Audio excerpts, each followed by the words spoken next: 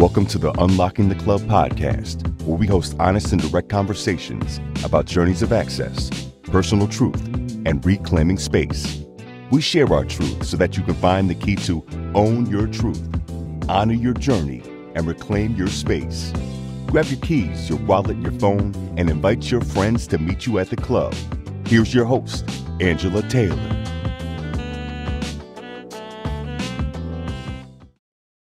Hello again. I'm Angela Taylor, your host for Unlocking the Club. And today, this is a really special episode for reasons that you'll shortly find out. But today, I want to unlock navigating grief and loss. Many of you may know, and some of you don't, but I talk so often on this podcast about my mother and the special relationship I had with my mother. And it's been a year.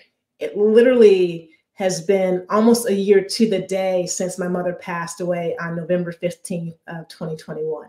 And to be honest, I'm praying that I can get through this conversation in a way that brings value to each of you and all of our listeners. Many that know me know that I'm incredibly private, but grief is a topic that we must unlock, particularly for Black women and women in general. I think it's a topic that we don't talk about enough. It's messy. We're not quite sure how to navigate it, whether we're going through grief ourselves or if one of our loved ones is grieving a loss. We don't quite know what to say or to do in those moments. And so this is a really important topic, and I wanted to take the time to have this conversation today and to hopefully unlock how to navigate grief and loss in your own way. And so since launching this podcast, grief has been a topic that I actually wanted to prioritize. Talk to a lot of friends and potential guests on the show about grief in their lives. It just came up in casual conversation. And it shows up so subtly in many of the conversations that I've already shared with you here on Unlocking the Club as well. So I think it's top of mind for so many of us. We all will go through it at some stage in our journey, whether it's a parent or unfortunately maybe a child or a friend or extended family member. And it's certainly something that has been present for me on a daily basis. I've lost people, friends, and acquaintances in the past, but the depth of my grief, I certainly didn't know until I lost my mother. And what I do recognize is that you're never ready, right? And you're certainly never ready to lose the person that knows you the best, the person that loves you unconditionally. And so this grief, the sense of grief and loss is something that's present for me on a daily basis. And so I just want to kind of share some stories before we invite our guests in today to have this important conversation and to unlock some things that I hope you all can take hold of. I just want to share some of what my journey the last year has been. So after I lost my mom last November, I actually had a little God wink when the first date of our guest who was available for today's episode happened, right? So we've been trying to schedule this show, and it worked out that it was going to be on this date that, again, was right around the time of my mother's death. And so God winks are something that have become really present in my life. And they were pointed out by one of my previous show guests, Renee Brown, who has been a mentor and a friend and a sister to me for decades. But, shortly thereafter, my mother passed away last year, Renee came to visit me. And she was helping me walk through all the different things that you need to do to prepare for the celebration of life. And as she was helping me put the checklist together and figure things out, I shared this box of memories that I have of my mother, of just little cards or the notes and letters she would put in all the care packages she would send to me until I was 30 something years old. And at the bottom of that box, I hadn't really opened that box except for just throwing the cards in on a regular basis. And I hadn't gone through them in years. But Renee kind of started to go through the notes and the letters, and she came to the bottom of the box, and there was a card that was sealed, and it had my handwriting on it, and it was addressed to my mother. And what I recognized was, as Renee handed it to me, it was like, you need to open this because this is a God wink. And I recognized it was a Mother's Day card that I never sent. It was a Mother's Day card from a time where I actually was moving from the Bay Area after finishing my job at Stanford University, and was heading out to New York City, where I would be for 10 years. And it was in May that I was in transit, and I never got a chance to either come visit my mom on Mother's Day as I had intended, and or put that card in the mail. And so I opened the card and read the message. And it's a message that I actually read at her celebration of life ceremony as I was given a eulogy. And the key theme of that card said something to the extent of everything a daughter does, the mother did. And it went on to talk about all these things that I loved about my mom. And it had a special note that I had written as well.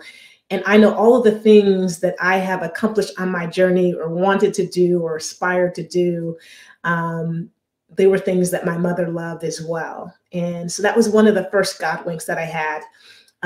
So, this interview has been on the calendar for over a month, and I have to admit that I've been equally excited about the upcoming discussion and worried that I won't get through the conversation with the poise and polish that I pride myself on. But I am incredibly grateful to be able to talk to the author of this amazing book that has helped me reconcile all of the unfamiliar thoughts and feelings that I was having about 5 months into losing my mother. And so when Marisa Renee Lee's book, Grief is Love, Living with Loss came out, I believe it was this past April, it actually allowed me to forgive myself for the angst that I was experiencing as I was dealing with a painful loss. I just didn't understand all of the different feelings that were going on, but I was able to understand that it was so torturous because of how much love I actually shared with my mother as a result of reading Marisa's book. But up until reading her book, my days were like Groundhog Days. I would wake up after really not getting a lot of sleep or any sleep at all. I would work out. That was my routine and the thing that I needed to be able to start my day. And then I would just get ready for the day and spend as many hours at work as possible. Maybe from time to time stopping to grab some food or some healthy foods, certainly a lot of candy bars. And then I would delay logging off my computer as the sun went down and the night got quiet. Because I didn't want to show up in that silence, those moments that actually, since my mother lived with me, that when I would leave the office, my home office, she would be right outside the door in the living room watching one of her Westerns. And so I kept delaying those moments. And when I finally would leave my office, I would eat dinner, quickly go to my room, get on my laptop computer, and basically eat a pint of Ben & Jerry's ice cream. I literally didn't notice that I had purchased about 8 pints of ice cream on my way home from a friend's house one night until I couldn't find room in one of our 4 freezers when I got home. And maybe about 2 months later, I put myself on a scale and had gained weight that I hadn't even recognized. But then I would think about, on each day, I would try to go to sleep, but I needed to binge something else. So I would turn the TV back on and binge some Netflix show or some bad TV. And then it was rinse and repeat. And sometimes I felt like the more I cried, that maybe God would actually change his mind and send her back to us. And then at other times, the tears flowed because the loss began to feel more real as the numbness wore off. And it was in the ordinary moments, eating a banana, or walking in from the garage, driving past the Dairy Queen, where we would always stop in and get her ice cream cone, or walking past her favorite chair in the living room where I would walk behind her and just like playfully tickle her or play with her hair. Those were the things that I missed the most, those ordinary moments. And then I had a sense of guilt for not getting her to the doctor sooner, or having the doctor stay in her room in that moment where her last breath was slipping away. I was irrational at times, but I think I'm okay with it. I would lose my mind quietly and in private when I walked into the living room and would see someone sitting in my mom's favorite chair, and I lost my bearings. And what I realized is that so much of my motivation to be successful, to do good, to achieve was because I wanted to make my parents, but especially my mother, proud. I was actually sitting in a meeting with my consulting company and our colleagues, and we were just talking about what we were hopeful for the new year. And I waited to go till the end because I didn't know. And I had to share with them that I actually didn't know what I was hoping for. Is for me, someone who had been so driven and goal-oriented, I recognized in that moment that many of my goals and my aspirations were fueled by my desire to make my parents, and again, especially my mom, proud of everything that I did. And so for the first few months, I was simply going through the motions because I wasn't sure what it was or what my motivation would be from there forward. And then I read Marisa Renee Lee's book, Grief is Love. And one paragraph in particular helped me understand what was at the core of my pain. And that paragraph, as I opened her book, that paragraph was in chapter 10, titled Love. And it read, "Love doesn't die. Love endures forever. Your mother, your father, your brother, your wife, your best friend, whoever you lost still loves you. And their inability to act on that love is why we grieve. Those of us left behind are asked to manage the pain of unrequited, unconditional love, love that is never returned in the way we want it to be by the people we've lost. This is the source of our pain. The greater the love, the greater the pain." And in that moment, as I was reading the book, and it was so cathartic reading the book, there were so many things that she shared that just took me down the road, and I connected with every word and sentence and paragraph that she wrote. But that grief is love. The reason why I was going through so much pain was because I had so much love, and I had received so much love from this amazing woman that I had the pleasure and the honor of calling my mom. And after I read that book, I was actually able to receive so many of the positive messages that others had shared with me. A good friend of mine, Chad, had called me a couple of days after my mom's passing, and he encouraged me. And he said, "Angela, it's in these moments. Listen to the stories that your mom's friends and family members and others share about her, because you'll learn so much more about your mother as you listen to these stories that you weren't necessarily involved in." And it is so true. Like, I appreciate so much more about my mom because I've seen her through the prism of others and their stories and their journey with my mother. Now, don't get me wrong. Along with all of these things that I've shared, the painful moments, I'm still enjoying the moments and the new memories with my brothers, my father, my friends, our team members, with all the different companies that I'm working with. And I'm even starting to put together this little spreadsheet trying to capture those ordinary moments where a thought of my mom actually makes me smile, and sometimes shed a tear, such as making a peanut butter and jelly sandwich, or watching our beloved Cowboys, or sitting on the patio just listening to the birds chirp, or just walking into a room where her things are. And what I'm reminded of is the title of this book, Grief is Love. And I know that this conversation may be a difficult conversation for me and for many of us. And so I actually invited a member of my team of allies to join me.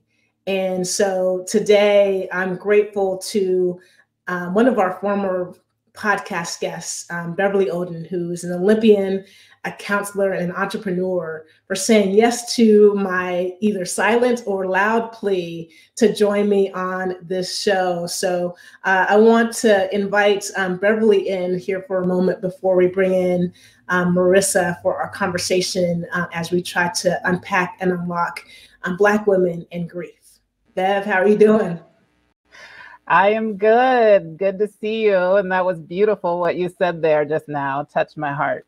Thank you. Well, you being here touches my heart. And again, as many of you experienced a month or so ago on one of our first episodes of Unlocking the Club, Beverly is doing so many amazing things, is an amazing human being. And as we were talking earlier this week, in a normal conversation about something, I think I'd called you to ask a favor about something else that wasn't painful or sad. And somehow we start talking about our mothers, and it wasn't pretty, right? For me, right, there were a lot of tears that ensued, and I just appreciate how you created this space to allow me to be able to share stories, talk about what I was going through in that particular moment, how I was feeling.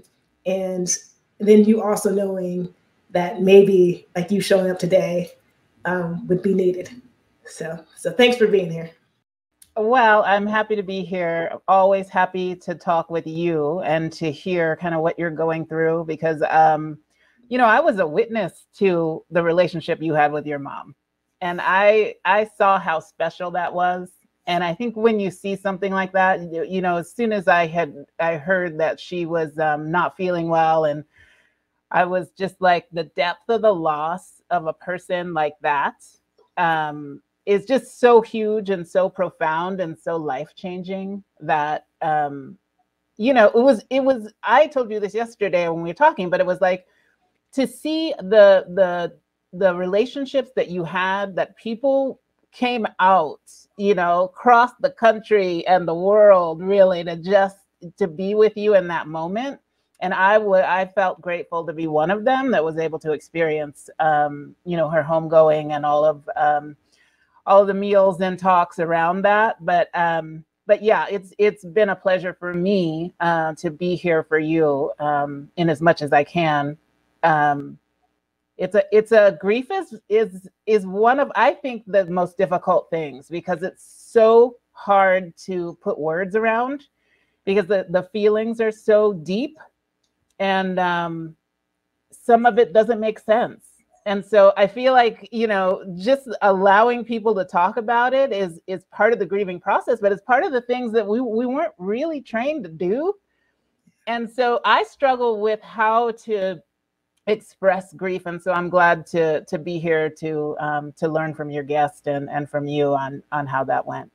Yeah, no, it's definitely a learning journey that you go through. And right, I know you just lost your father, right, a short period of time ago. And I think it's one of those things, like, I knew I wasn't there for you in the way that you were able to be there for me, because sometimes until you've gone through a loss such as this, particularly a loss of a parent, you actually don't understand the depth of the pain that somebody is going through. And so again, I've learned through how you show up, and again, to your point, so many people in my life who showed up when I needed them the most and continue to show up for me and allow me to have this space. So again, thanks for being here to talk about grief a little bit. And we're actually going to start to get ready to invite in our guest. Our special guest on today's episode of Unlocking the Club is Marisa Renee Lee. And I would love to talk a little bit about her bio. So today on Unlocking the Club, I'll be joined by Marisa Renee Lee. Marisa is a called upon advocate, writer, and speaker on coping with grief. In 2008, she lost her mother to breast cancer. And in 2019, Marisa and her husband lost a much wanted pregnancy. And most recently, she lost a young cousin to the COVID-19 pandemic. These losses transformed her life and led her to question what grief really is and what healing truly requires. As a leading grief advocate, Marisa offers incisive and compassionate advice on managing life after loss, with unique insights for women in African-American communities. She recently partnered with Ritual's Wellbeing app as a writer and narrator alongside other leaders in science, faith, and culture. Her first book, Grief is Love, Living with Loss, was published in April 2022 under Hachette's new imprint Legacy Lit and is already a national bestseller.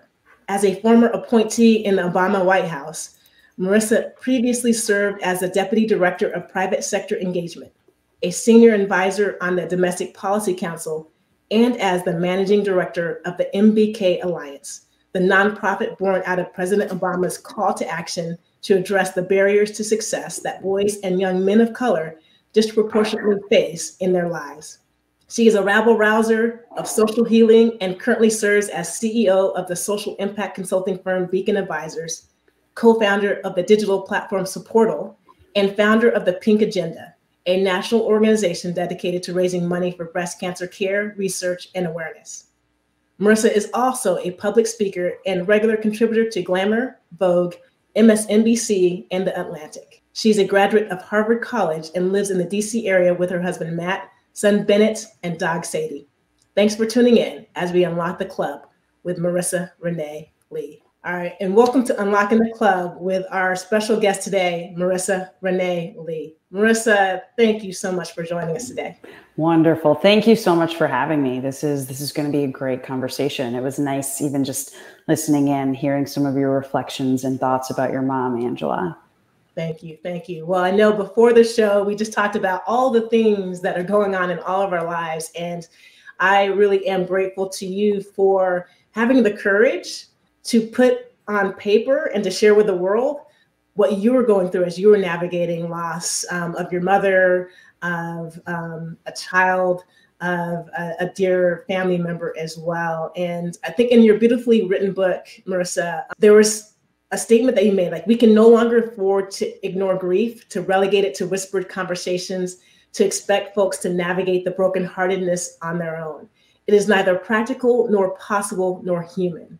So I would love to hear about the inspiration for that statement and for you actually having the courage to write your journey down and print for us all to read. Yeah, so I'll answer the first part of the question, and then I'll give you kind of some background on what motivated me to write Grief is Love. You know, I wrote the introduction to the book last, and I ended up turning in this book very late because, as I think you know, Angela, my husband and I adopted a newborn son a couple weeks before I finished the book. So I had him kind of in the background. So that piece that you just read was literally only written probably about a year ago. And at the time, I felt like so many people were trying to get to this place of, you know, the pandemic just being over. You know, we all wanted it to be over and done with, but at the same time, there was so much both collective grief and community grief, and also a lot of individual grief that people experienced from losing loved ones or losing a job or losing their way of life in some other form due to the pandemic. And so I felt like, you know, now is the time when we have to be talking about this. Like, I don't think you can ignore grief when you live in a country where in a 2-year period, over 1 million people passed away from a single thing. I don't know how you pretend like grief isn't something that needs to be addressed. So that was my motivation for that particular piece. And I continue to feel that deeply. What motivated me to write the book? You know, I lost my mom in February of 2008. So almost 15 years ago now, which is kind of crazy. And a couple months after she died, you know, after months of the disorienting, overwhelming pain of grief and my own self-judgment, you know, feeling like I wasn't doing it right and I needed to get over it and all of these expectations around moving on, I turned a corner and I said, you know what? Like, there isn't anything wrong with me for having all of these feelings about my mom who died. Like, she was my mom. She was one of my best friends and also someone who I spent a lot of time taking care of as a young adult. Like, I'm allowed to be sad and to continue to miss her and to have these feelings forever. Like, I think there's nothing wrong with me, but where the problem sits is in how we as a culture talk about and treat grief and loss and people who are grieving. You know, you watch a movie or a TV show, someone passes away, everybody gets dressed in black, goes to the funeral. A week or two later, it's all good. Like, that is just not real. And so I wrote to myself in my journal in August of 2008 that I was going to write a book about grief that told the truth about what grief really is. And I said the book wouldn't be sad and depressing, and it would be a bestseller. So that was what I decided at 25 years old, and it took over a decade to actually get the book written. But that, you know, I knew that it was inside of me and that there had to be a better way to do this thing. We'll talk about manifesting what you want. It wasn't sad, like, right? It was inspiring and uplifting in so many different ways. And it certainly is a bestseller. So here's to putting out there in the world what you want to accomplish. But you talked a little bit now and certainly in the book about, as a culture, how we do navigate through grief. And Bev and I have talked about this quite a bit, you know, as Black women, where you're the caretaker And particularly if you're successful, like, right, you always want to let everyone think, right, that you're put together, you have everything together. And I know at the funeral how I showed up and how I didn't want to show up, as if I was like, right, gonna lose it. And I've heard so often, like, what is it that we need to convey to Black women to have the grace and give ourselves permission to grieve?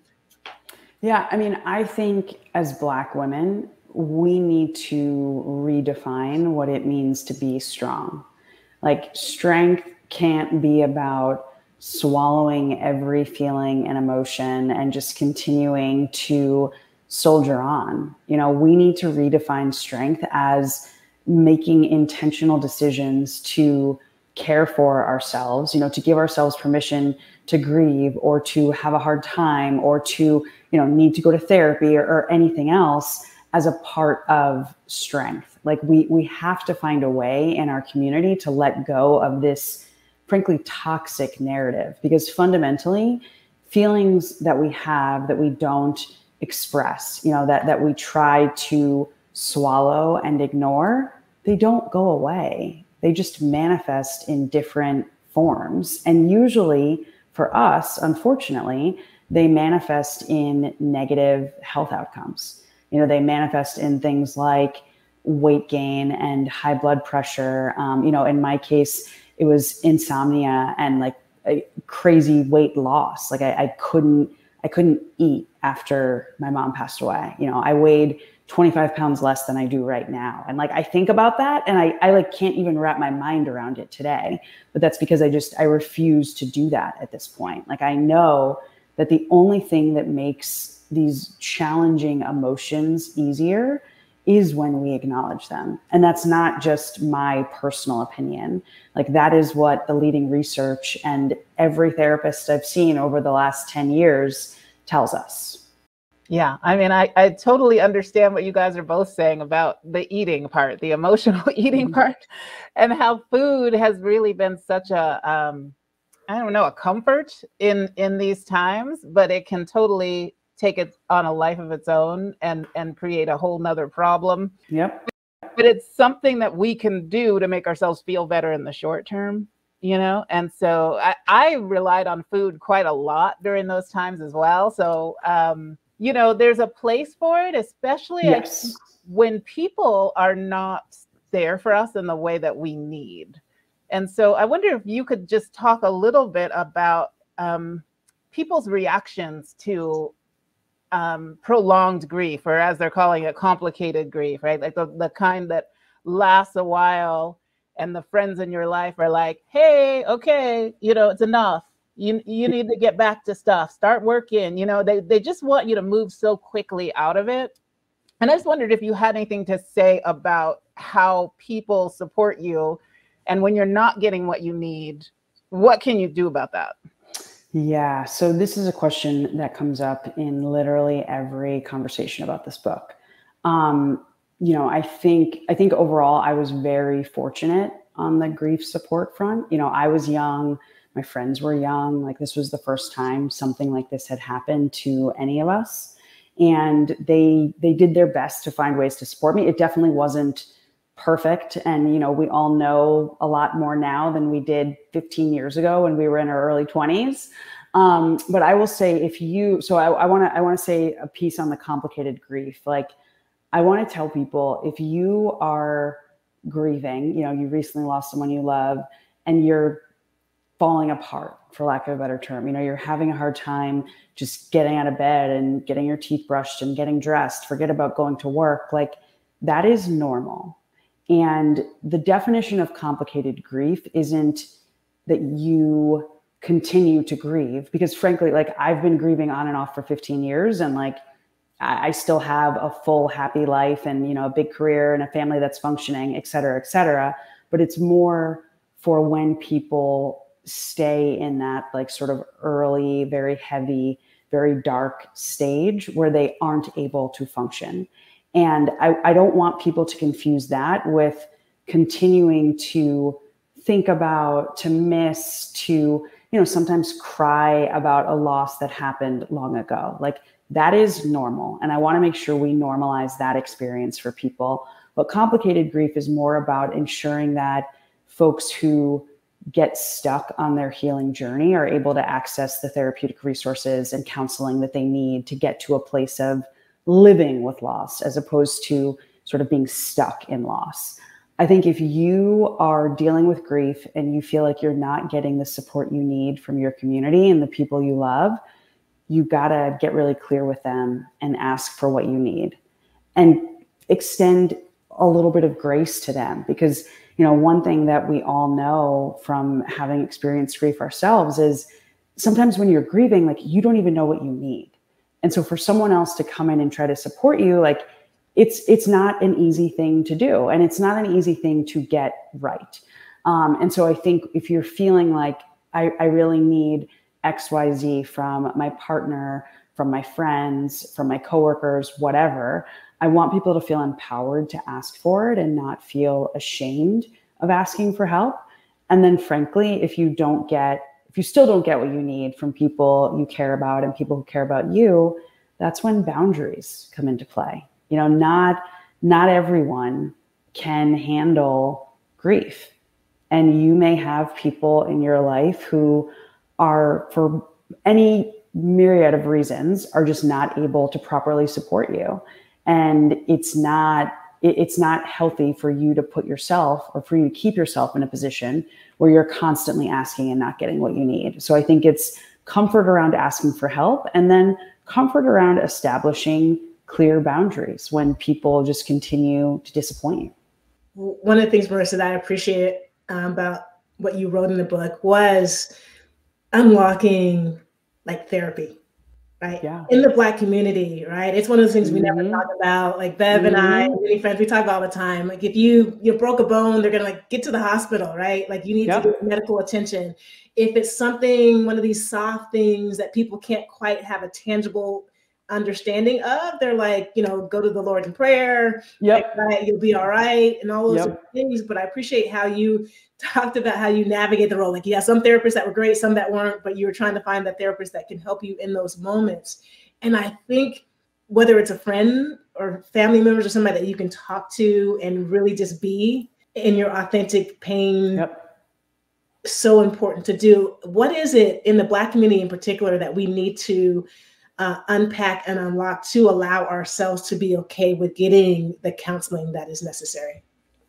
So I think it's a couple things. I think there are a lot of misconceptions sort of generally about therapy. Like I often hear people say stuff like, you know, trying to find a therapist is like trying to find a spouse. And I don't actually think that's true. And I'm going to give you a sort of admittedly inappropriate reframe on therapy that was like a little bit too cheeky for this book, but this is honestly how I feel about it.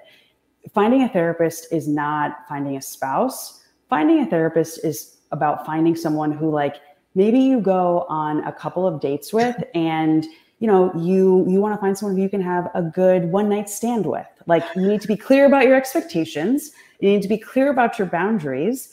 And if you're clear about those two things, you usually will get what you wanted out of it, you know? And so, like, I think if people can take a lighter approach, that helps.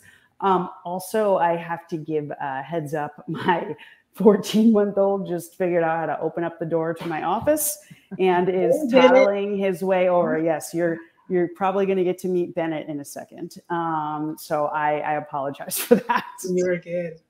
Well, it's normalizing all of those things, and that's joy right there. Like, right, I think again, that's one of those God winks that I talked about. Oh. There you go. Hey, Bennett. There's Bennett. Say hi. Well, hey, Bennett. Well, I think that it's really important to have that conversation, and I love kind of the, you know, just the dating around analogy. Yeah. Because again, I'm someone who takes a lot of pride in my capability and capacity to be able to give myself the things I need, to give myself the grace and all those things. And I recognize that, you know, I don't drink, right? But if I was someone who drank alcohol or who did other substances, like, right, like I would have completely abused that in that moment. And it was Ben and Jerry's. It was Ben and Jerry's for me. But I also had these moments where I was like, okay, it's been 27 days. How am I supposed to get through the next 27 years without my mother? Like, I can't do it. I can't go on. Like, and I had to pull myself out of, like, if I were someone who was in a different mental state, I may do something, right, that I would never have imagined myself doing. That's 100%. And that is like the debilitating pain of grief. It can, and oftentimes for a lot of people, does lead to some degree of substance abuse. And also, you know, in my case, I mentioned in the book, like, I definitely had a moment where I was like, oh, you know, I understand now how someone can get to a point where, you know, ending your life seems like a reasonable path forward, which is, you know, horrible. And not something I ever thought I would understand or experience, but like the pain is that bad and it is that heavy that I'm not surprised at all to hear you say that. I think that's very normal. Yeah, and I had to reconcile that, like, right, like, I, as someone, right, never thought and couldn't connect with those folks that you had heard had considered it, right, in their life. And in a moment, on multiple basis, that moment, whether it was fleeting or not, would pop into the mind. And so, again, this is why your book was so powerful, and just being able to understand that the pain was really an indication of the love and the joy in the moments. Yeah. And I, just to follow up on that, I want to ask you about grief. I think what you were saying, Angela, before about like grief being love, right? And that love and grief sort of go together. There's whether you lose a person, whether you lose a person you're dating or whatever, there's grief there. There's grief and loss from a job, you mentioned, things like that. I had a lot of loss early in my life. So there was, I had several friends in elementary school and junior high that passed away through accidents and things like that, right? And so I was very young, and back then we didn't have grief counselors. So there was nobody to come and say like, hey, you might be feeling this, you might be feeling that. Like, we had no idea what was going on. And they just like, it was terrible. And and looking back on it now, I'm just like, that was ridiculous. We just went back to class, and it was like, okay, well, oh my God. So, you know, that person's gone. And I feel like part of it is just education on what might you be feeling, so that you can start to recognize in yourself, like, this, oh, okay, I see what that might be, right? Yes. But I wonder too, because I now that I've done some counseling and done some work on myself, I realize how much those early losses impacted my ability to be in relationship and trust that the person was not going to leave or die, or, you know? Yeah. And so I wondered if you could speak a little bit on loving again after you know the pain of that loss. It's like, why would I do that to myself again? That is an entire chapter in Grief is Love. Like, it is an excellent question. For me, it was, you know, I met a guy, I think I met him about 3 years or so after my mom passed away. And at that point, you know, I felt like I had worked through my grief. You know, like, of course I still missed her, but I was like, you know, I think I've got this thing. I've got it under control. Like, I was working in the Obama administration, like in the White House, like doing great, bought my own home. You know, I was like, I'm good. And then I started dating this guy, and it was really hard. Like, especially when we, only a few months in, decided to move in together. And this was the first, and it turns out the last guy I was ever going to live with. And it was so much anxiety, like even just talking to you all about it now. And at this point, we've been together for 11 years, and that 14-month-old belongs to both of us. But it was so anxiety inducing. And initially I was like, you know, what is going on here? Like, did I make a mistake? Like, does he need to move out? Like, maybe that's what this is. And then, you know, talk to a couple girlfriends and like realize like, oh no, like this actually isn't about him at all. Like, this is 100% me. It's so much easier to just casually date here in DC than it is to get into an intentional, serious relationship with someone who could become a life partner, when I actually know, I've seen in real life, like what till death do us part actually looks like. And it sucks. Like, oh my God. And I had to go to therapy. And it only, in that instance, it was, 3 or 4 sessions of just talking through like, oh, this is why I feel this way. And this is what I can do about it. And this is how I should approach it with him so that he understands what's going on here and doesn't think that I suddenly don't like him anymore, whatever. But it takes work, because there's a lot of underlying fear and trauma that is often associated with loss, especially if the loss occurs at like certain formative ages, or if it is, one of these people that are really our people, our parents, our children, our best friends, etc. So it's real. And, I would just say for folks who are like, yeah, I would rather avoid the pain of another loss. Like for me, I ended up feeling like, you know what, like I'm still here. And as long as I'm here, like I want to do whatever I need to do to live the biggest, best, most joyful life possible. Not just for myself, but also for my mom. I thought about everything that she poured into me the 25 years we had together. And I knew she would like this guy. And so I was like, okay, I got to figure this out. Well, I think on the other side of that coin is exactly what you just pointed to is, and Bev and I talk about this all the time. Like I think about finding my match, if you will, like, right. And sometimes I have to stop even contemplating the possibility of these big lifetime monumental things, because I would want my mom to be part of that aspect of my life. Yeah. Right? And so I'm curious how you would advise people to create space for new life experiences like love or children, when perhaps the person that you would want to be part of it the most is no longer with you in the flesh. So I think it's twofold. One is leaving space for you to have moments of sadness and reflection. Like I became a mom last year, and it's something that my husband and I had worked toward for 5 years. And so like when it actually happened, of course we were overjoyed. But then, literally within a couple of days, it hit us, the whole not having her with us to share in this experience in the way that we would have wanted her to. We were 48 hours in and both had been up for every feeding and diaper change and, everything. And we were just bleary-eyed and exhausted and both in tears, like wishing that my mom was around to help us out, because we were like just lost, exhausted parents. And then the other thing that I will say is, while it's important to hold space for feelings of sadness and like lack and to acknowledge their absence, I also think it's really important to find ways to bring them along for the ride. My son, his favorite food is pancakes. Every Sunday before church, pretty much no matter how sick she was, like my mom would make us pancakes. So when we kicked off the book tour for Grief is Love, like the first day, it was like, okay, we're going to give Bennett his first pancakes.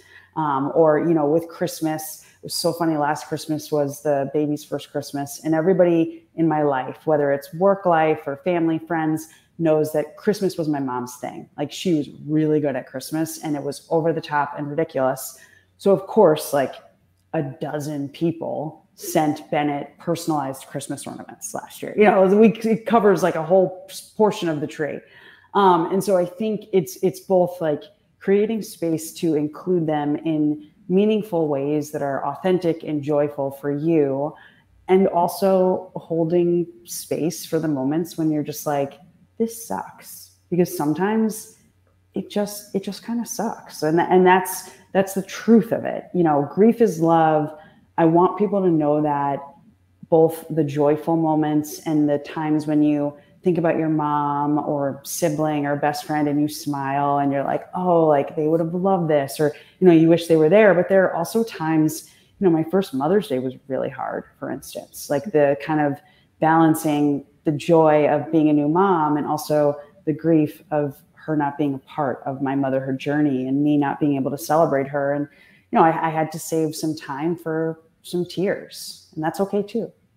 Yeah. Yeah. And I think that in the book, you talk about the andness of things, right? Yeah. Like that both can be true, and allowing yourself, right, in the same moment to be joyful or happy and also to be grieving the loss of that person.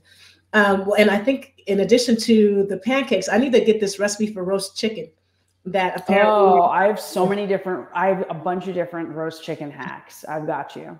Okay. All right. I'm gonna have to get that offline here after the show for sure. Well, last question I have for you, Marisa, as we talk about grief, is what do we need to unlock grief and loss, particularly in the Black community and specifically for Black women, so that we can navigate it in a way that we're in wellness? I think we need to continue to have these types of conversations. We really need to be talking about it and be more open about it. And then the other thing that I am really focused on is ensuring that we have spaces to heal. Unfortunately, the communities that tend to be the most impacted by grief and loss and death also oftentimes end up being the communities that are also the most disconnected from the resources that can facilitate healing, practically, like physical health supports, mental health resources, paid time off, et cetera. And so I am all about both shifting the narrative around grief and loss and ultimately shifting policy around grief and loss and grief support, because right now the world isn't set up in a way where everyone has the same opportunity to heal. So true. Well, and I think that you have shifted the narrative through your book. Again, like I was in a completely different space before. Somehow hearing about your book, I don't know if it was on social media and I ordered it immediately.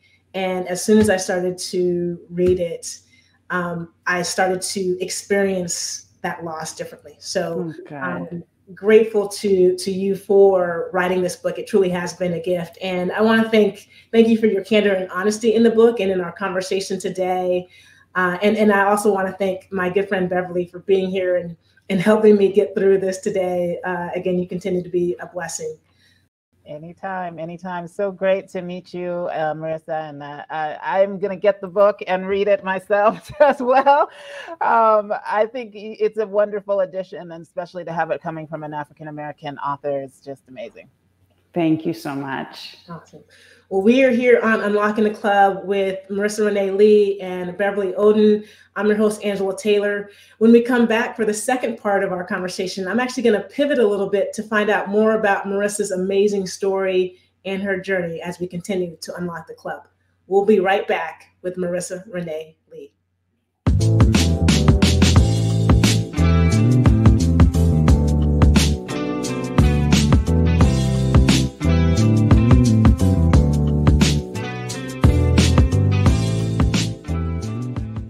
Welcome back to Unlocking the Club. I'm your host, Angela Taylor, and I'm excited to actually find out a little bit more about today's special guest, Marisa Renee Lee. So I'm going to welcome Marisa back in for this conversation. And again, thank you so much for the perspective and the insight that you shared with us as we talked about grief and your book, Grief is Love. If you have not already purchased Grief is Love, go to Amazon, go to Marisa's website, which is scrolling here at the bottom of the screen.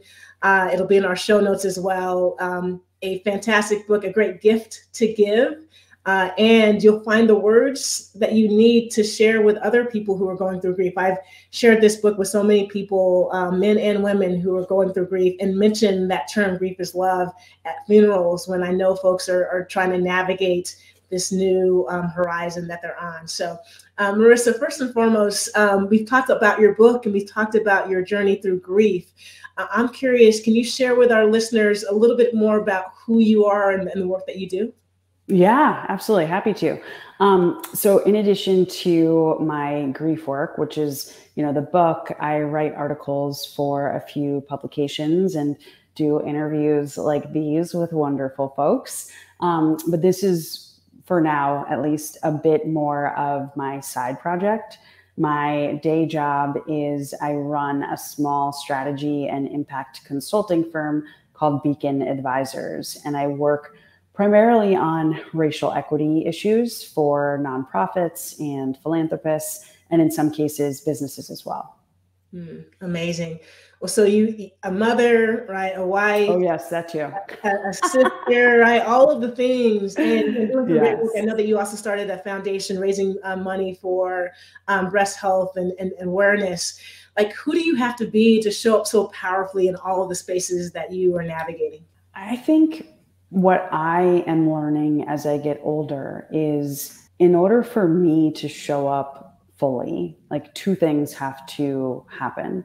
One, I have to do whatever I need to do to take care of my physical and mental and emotional health. I'm feeling that even more now that I'm a parent, thinking a lot about, what do I want to model for my child? And, what does self-care really look like for me? And then the second thing that has always been true for me is I have to really feel deeply my work. Otherwise it doesn't work. And so I've been very fortunate and privileged to work on issues that I really care about for organizations that I think are doing really great work in the world. So the majority of my clients are focused on some element of racial equity or access to opportunity for underserved communities. And that's really important to me. I want to unpack both of those things, self-care and this thing about doing the work that you're really passionate about and that you care about. I know that you were on Wall Street early on in your journey, around the time that you lost your mother as well. And I think sometimes as Black women who are gifted, right, and are talented and are put in a position where they can take care of themselves and others in their family, right, particularly from a financial standpoint, we make different choices. 100%. Has that shown up for you, and how did you bridge that gap of going from okay, maybe I want to be on Wall Street in this? Yeah, so that's a really good question. For me, so I spent 4 years at Harvard. My mom had multiple sclerosis from the time I was 13 until she died. So she was sick when I was in college. And then the week that I was graduating, she was diagnosed with stage 4 breast cancer, which we knew would be a death sentence. And so for me, staying close to my parents became number one priority. Essentially, how do I balance this family commitment that is really important to me with, not wanting to completely let go of my career and my professional dreams. And so I had majored in government in college. And by the time I graduated, I felt like in order for me to have the kind of positive impact that I hoped to have on the world as a 22-year-old, I needed to understand how money works. I wanted to understand investments and finance and how wealthy people make decisions about things, and just sort of more about how the economy works overall and how money flows, so that I could use that information to ultimately influence public policy and help the people who need it most. And so the Wall Street move, while it wasn't what I was expecting to do after graduating from Harvard, it very much made sense to me in terms of the bigger picture and wanting to have a very real and meaningful impact on the world. And I ended up being really lucky. A lot of Wall Street is like the Wolf of Wall Street movie, and kind of dog eat dog and intense and competitive. And I definitely got some of that in my workplace, but the company that I worked for after graduating was really good to me. I was deeply invested in. I got a lot of free education, basically a mini MBA before I even started the job that they fully finance and pay for. And then when my mom reached a point where we were no longer doing treatment for her cancer and her MS, I remember I had a little bit of a breakdown. It was how am I going to manage my job and be there for my mom and my dad? And I went into work one day and I said, I can't do this anymore. My mom is dying. I don't know how much time she has. She's no longer doing treatment. And so I'm going to have to resign because I can't be here 5 days a week. I just can't do it. And they said, no. They said, we'll work with you and we'll make this work and we'll do whatever you need if you want to keep working. Wow. And of course, I practically needed to keep working. I didn't really have a plan after the resignation. And so I ended up just splitting my time between my parents' house and the banking platform. And then when my mom died, They shut down the entire department. Everybody came to her services. Like I don't think I could have been more supported. You know, it was sort of the opposite of a traditional finance experience. So yeah, I've been really, really lucky that when I've had to kind of figure out that balance between family commitments, financial and otherwise, and, you know, professional obligations and ambition, I've been able to find a way to honor both. Yeah, what strikes me about that story is a few things. Is because you were able to build that social capital that was necessary. That I think so often for many of us who are taught, put your head down, work as hard as you can, get good grades, go to a good school, get a good job, and just work hard. You had social capital and you built relationships through vulnerability, and the alignment between the messages that you just conveyed in your career and what was palpable in you navigating what was going on in work was really important. But the other thing that was present, Marisa, in what you shared was that there's so much overlap between the things that you encourage us to do when we're dealing with grief. Give ourselves permission, right? Ask for what you need and navigate the space in the world with intention is actually some of the same things that showed up for you in your career to get you to where you are today. 100%. I just feel like with life, if you are consistent with regard to your values and your intentions, it makes it easier to navigate the world, you know? And it's funny, in the time before we adopted our son, you know, when we'd reached the point where we were done with all of the adoption paperwork, you know, we'd already said we're not doing IVF anymore. And then we were just in this space of waiting. Like it made me crazy as such a like go-getter, like make a list, get it done kind of person. And I said to myself one day, you know, what can I do at this point besides wait? And the word that came up for me was intention. You know, I want to live an intentional life because I think that will make me a better parent and serve as like a good basis for whatever child ends up coming into our lives at whatever time. And so I wrote that word like on a sticky note and I put it on my desk. And, you know, of course, like 2 weeks later, we got the call about Bennett. Mm-hmm. So that's just like one of my big personal values. Yeah, no, I love how you said that, you know, the day before your world turns, like you really have no idea. Right? No idea. Right. No idea. Well, the other thing you talked about self-care as well. And I know inside of, right, as you're navigating, and for you as a daughter, me as a daughter to some really strong women, what we observed from our mothers, it sounds like very similar existence was, despite the pain they may have been going through, whether it was with their illness or just in life as they were navigating this country as a Black woman, right?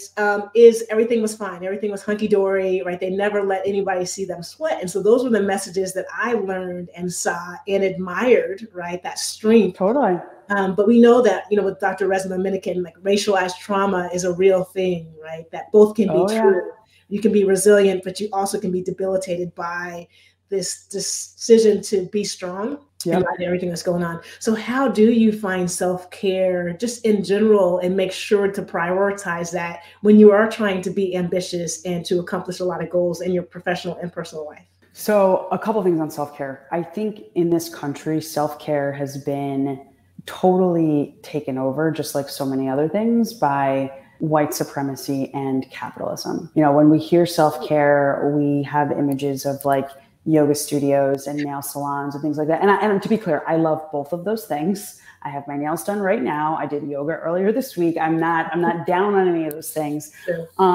But I think real self-care is about being honest and intentional about what you as an individual need to be okay. And some days it's going to be a massage. Some days it's going to be a nap. Other days, you know, for me, the greatest act of self-care and self-preservation that I've ever taken was one that I didn't want to take. And that was deciding I was no longer going to try to get pregnant. Like it wasn't working. It was making me crazy. It was having horrible physical and mental health side effects.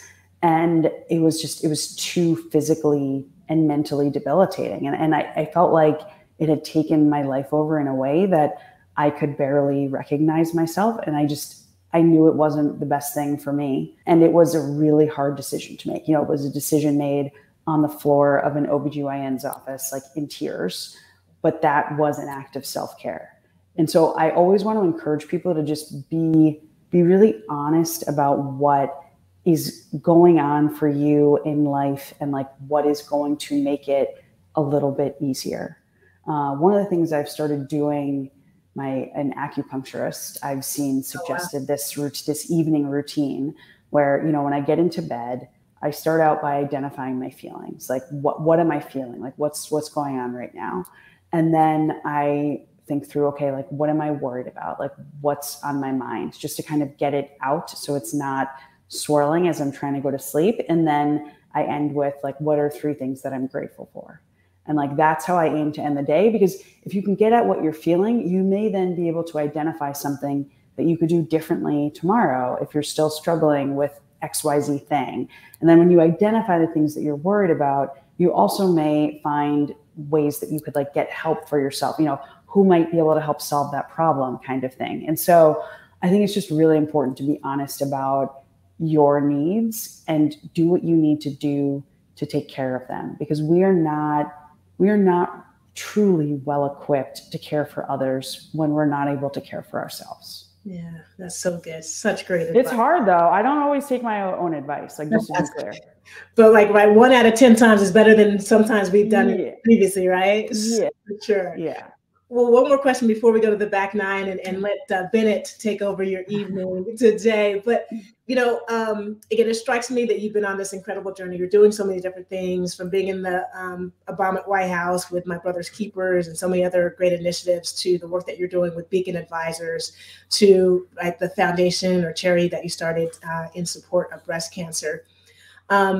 I find it, as a Black woman, so often as you're navigating these dominant culture spaces, right, there's these clubs that we're trying to get in until we're not. And so I'm wondering, were there clubs that you were trying to unlock along the way? And are you still trying to do that? Or are there clubs that you've now created that allow you to be Marisa Renee Lee? Yeah, I was going to say, I don't do that anymore. Absolutely. Especially early on in my career. Like I can't even remember, because when I was in banking, I was generally the only woman, the only Black person, and usually the youngest person at the table. And so I would do things like, I never wore my hair like this. Like it was always straight, for starters.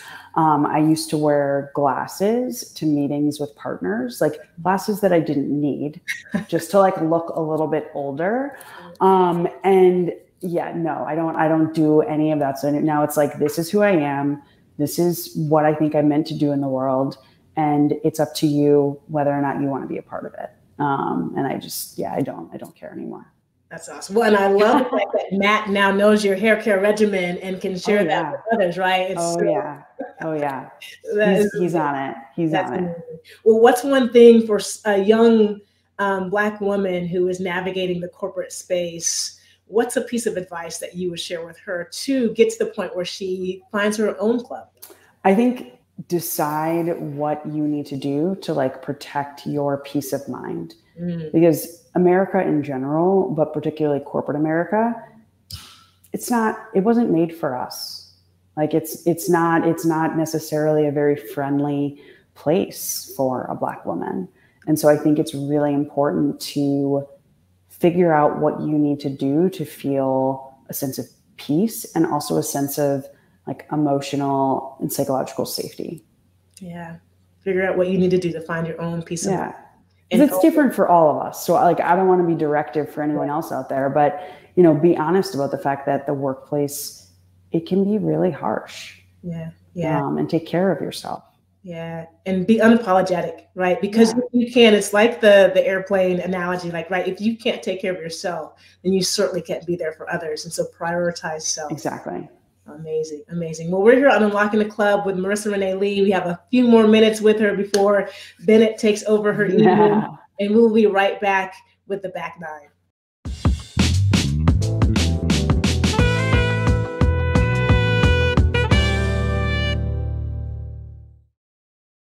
I'm your host, Angela Taylor. We're here on the back 9 with Marisa Renee Lee. And Marisa, the first question I have for you is, beside your own home that you've now moved into, what's the place that you feel safest to be yourself? The beach. I love the beach. I love being close to water. Yeah, right. And I know water is close to your mother as well. So yes, you got it. Awesome. Well, what's a situation that you still walk into with trepidation every time? That's a good question. This is so silly, but since we moved into this new house and it's become more relevant, like I love nature. I love being surrounded by nature, but I am like afraid of wild animals. So like I can't like go for a walk in the woods by myself. I would like to. I want to be that person, but I am not that person because I'm too much of a baby. Like the leaves will crunch or crinkle or whatever, and I'm convinced that like there's a bear coming for me or a bobcat or something else. Yes. So yeah, that's lots of trepidation in the I'm woods. with you on that one. Like I've heard too many stories of friends or their kids walking and running into a moose or something, and I'm like, I'm not the one. Unsubscribe. Awesome. What is something about yourself that you refuse to hide? How much I love pink. Well, I love the backdrop.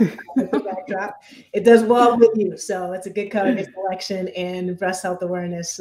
So I'm sure the color is special for a lot of different reasons. I'm sure you've discovered this through all the different things that you're doing, but what's your superpower? I think pulling out the best in others. Like seeing things that other people don't necessarily see in themselves. It's a beautiful thing, right? And great to have someone like that in your orbit. Because sometimes I think so. That's amazing. Well, when you think about the world that we live in and the spaces that you are navigating on a regular basis, what's a story that needs to be told?